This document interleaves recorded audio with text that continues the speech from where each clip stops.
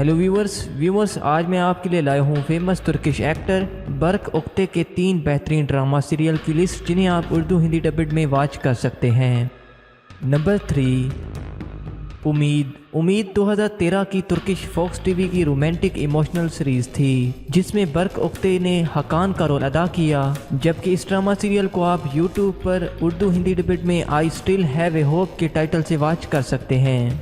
Number 2, इलिस्की ड्रामो करासिक show TV की 2015 की rom com series थी जिसे उर्दू वन ने उर्दू डबिड में 2017 में रिलीज़ किया।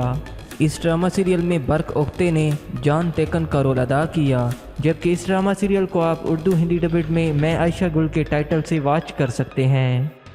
नंबर 1, यसक एल्मा या फॉरबिडन फ्रूट 2018 की सुपरहिट रोमांटिक फॉक्स टीवी की सीरीज है जिसमें बर्क ओक्टे सीजन 4 में लीडिंग रोल अदा कर रहे हैं। इस ड्रामा सीरियल को आप शजर ममनू के टाइटल से उर्दू वन पर वॉच कर सकते हैं।